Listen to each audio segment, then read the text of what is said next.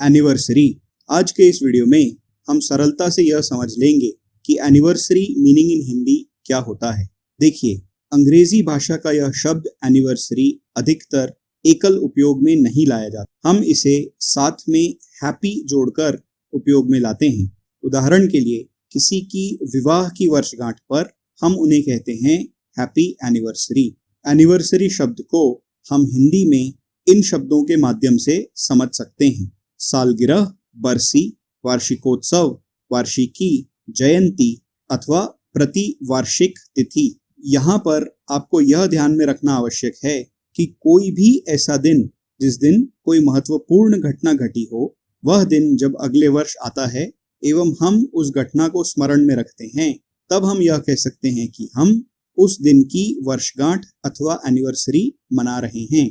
मैं आपको इस बात को कुछ उदाहरणों की सहायता से समझाता हूँ। देखिए, भारत को स्वतंत्रता मिली थी 15 अगस्त को। अब हम प्रतिवर्ष 15 अगस्त को स्वतंत्रता दिवस के रूप में मनाते हैं। एक तरह से 15 अगस्त प्रतिवर्ष भारत की स्वतंत्रता की वर्षगांठ है अथवा भारत की स्वतंत्रता की एनिवर्सरी है।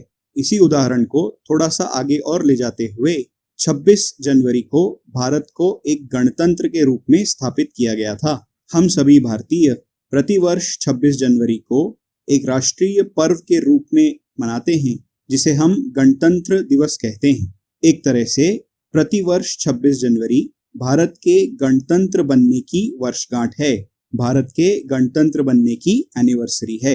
इन उदाहरणों को ध्यान में रखकर हम यह कह सकते हैं कि किसी भी महत्वपूर्ण घटना के होने के बाद प्रतिवर्ष पड़ने वाली तिथि उस घटना की एनिवर्सरी होती है। अब मैं आपसे एक आग्रह करना चाहता हूँ। इस चैनल का एक ही उद्देश्य है कि सरलतम हिंदी भाषा में आपको अंग्रेजी के शब्दों एवं वाक्यों से परिचित कराना। यदि इन वीडियोस को देखकर आपको थोड़ा भी लाभ हुआ है तो मैं आपसे आग्रह करता हूँ कि आप वीडियोस को लाइक करिए एवं शेयर करिए। अब हिंदी में स्पोकन इंग्लिश चैनल को सब्सक्राइब करिए एवं ऐसे ही वीडियो प्रतिदिन देखकर अपनी स्पोकन इंग्लिश की जानकारी को पुख्ता करने के लिए नोटिफिकेशन वाली बेल आइकॉन को अवश्य ही प्रेस कर दीजिए। स्पोकन इंग्लिश से संबंधित किसी भी विषय पर यदि आपके मन में कोई भी जिज्ञासा है अथवा प्रश्न है या मेरे लिए कोई सुझाव है तो कमेंट सेक्शन में मैं आपका स्वागत करता हूं। मुझसे अवश्य जुड़िए।